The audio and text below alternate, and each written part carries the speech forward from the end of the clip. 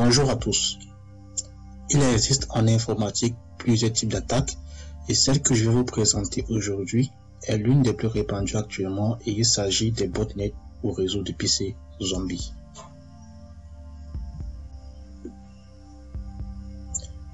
Alors, c'est donc quoi un PC zombie? Il s'agit d'un PC qui a été infecté par un programme malveillant, virus, sans que l'utilisateur ne s'en rende compte et qui peut à tout moment être contrôlé à distance via internet par un pirate.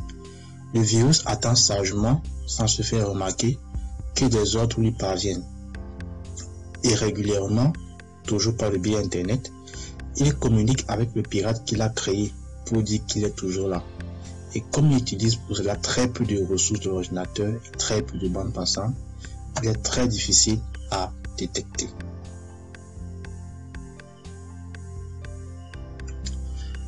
Comment les pirates s'y prennent pour infecter les PC? Les pirates utilisent des logiciels spécialisés pour scruter le réseau internet en essayant toutes les adresses IP possibles. Ils recherchent des ordinateurs ayant une faille de sécurité, par exemple des PC sur lesquels le système d'exploitation n'est pas à jour. Quand le logiciel détecte une faille, il ouvre discrètement une porte dérobée, backdoor. Le backdoor en informatique correspond un peu à un trou qu'un rat creuse pour accéder à votre maison, sans avoir besoin de passer par la porte centrale et sans avoir besoin de votre accord. Cela permet aux pirates d'introduire sur le PC un petit programme de virus qui servira à la prise de contrôle à distance du PC zombie. Comment et à quelle fin sont utilisés ces zombies? Il faut déjà bien comprendre que les pirates ne se contentent pas d'infecter un petit nombre de machines, mais qu'ils s'attaquent à des milliers de machines. Ils cherchent ainsi à constituer des réseaux zombies. On parle de botnet. Quand un pirate dispose de suffisamment de PC à ses ordres, il peut agir de deux façons différentes. Soit il réveille tous les PC zombies en même temps pour créer une attaque surprise et massive d'un site internet à une date programmée, soit il utilise un PC zombie bien particulier pour héberger un serveur de spam. Ceci pour envoyer des courriers indésirables en masse et il change de machine tous les jours. Dans ce cas, il est très difficile de trouver le serveur de spam et de remonter jusqu'au pirate. De plus, ce dernier n'est pas toujours le donneur d'ordre, il faut le savoir. Le maître zombie, c'est-à-dire celui qui crée le réseau, n'est souvent qu'un prestataire de services pour les malfrats. Il loue son réseau de PC zombies aux plus offrants qui peuvent alors s'en servir pendant une période donnée pour exercer diverses activités illicites telles que le dealing de services distribués, en anglais DDoS, qui consiste à saturer un serveur de requêtes afin de le rendre hors service. Il y a aussi le vol d'informations, il y a aussi le déchiffrage rapide d'un mot de passe et bien d'autres magouilles. Alors, est-ce une arnaque courante? Les PC zombies sont beaucoup plus nombreux qu'on ne le pense, et cela ne risque pas de s'arrêter. Les développeurs qui inventent les programmes pour créer des réseaux zombies s'attellent à trouver des interfaces de plus en plus conviviales et intuitives, afin que les programmes soient de plus en plus faciles à utiliser. Leur but est d'élargir la clientèle, un peu comme un voleur qui construit une jolie banderole pour faire la promotion de ses services. Il faut savoir que dans les cas les plus connus, les botnets comprenaient entre 30 000 et 1 900 000 machines, de véritables armées de zombies. De nos jours, un botnet peut être composé de PC, de smartphones, de montres connectées, de consoles de jeux vidéo et tout autre appareil capable de se connecter à Internet. Il comprend aussi tous les systèmes d'exploitation populaires tels que Windows, Linux ou macOS. Et chaque machine peut contenir bien plus d'un virus botnet. Il existe tout de même des versions légales de botnet, en l'occurrence Charity Engine, qui effectue des calculs lourds en utilisant des ressources non utilisées des PC de millions d'utilisateurs dans le monde.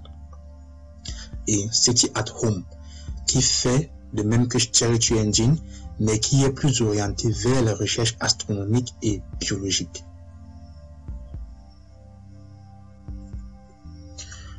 À quoi s'expose-t-on à travers un réseau de botnet? Eh bien, un botmaster risque entre 6 mois et plusieurs années d'emprisonnement selon les dégâts occasionnés, genre condamné à 90 ans de prison et juste après condamné à vie. Il risque aussi plus de 30 000 $ américains de pénalité, pouvant grimper facilement à 9 millions de $. Il risque aussi la confiscation de son matériel par la police et bien d'autres. Quant à l'utilisateur, c'est-à-dire le propriétaire d'un PC zombie, il n'y a pas grand risque du côté de ces données, mais il peut noter une perte de ressources du processeur, c'est-à-dire il voit que son processeur devient lent. Il note aussi une perte de la bande passante ou une surfacturation Internet. Il est également possible que votre machine soit infectée, mais qu'elle ne soit jamais sollicitée par le maître zombie. Par contre, d'un point de vue légal, le propriétaire du PC zombie risque d'être condamné pour complicité passive, car en réalité, les maîtres zombies se rendront difficiles à retracer et lors des investigations, l'on peut remonter jusqu'à vous. Alors, comment fait-on pour se protéger de ces botnets? C'est comme pour un virus classique.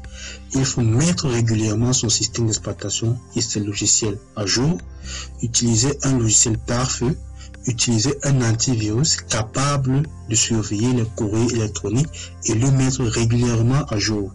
Par exemple, Bitdefender, AVG, Avira, Kaspersky et bien d'autres. Ne pas cliquer sur les liens douteux. Installer les applications venant des sources sûres et ne pas installer les applications publicitaires. Dans ce cas, je m'adresse particulièrement à ceux qui ont l'habitude d'installer une application sur Windows en cliquant sur suivant, suivant, oui j'accepte, suivant, suivant encore et installer. Si vous ne voulez pas lire les termes du contrat de licence de l'utilisateur final, prenez quand même la peine de lire et décocher les options dont vous n'avez pas besoin. Et s'il vous est proposé d'installer parallèlement un autre logiciel, refusez tout simplement. Une attaque par botnet peut faire des dégâts considérables. Saad Echouafni, un Marocain qui était à la tête d'une société de communication à Los Angeles, serait recherché par le FBI pour avoir lancé des attaques informatiques contre ses concurrents. Il utilisait un réseau zombie pour multiplier les attaques contre les systèmes informatiques, les bloquant ainsi pendant plusieurs jours.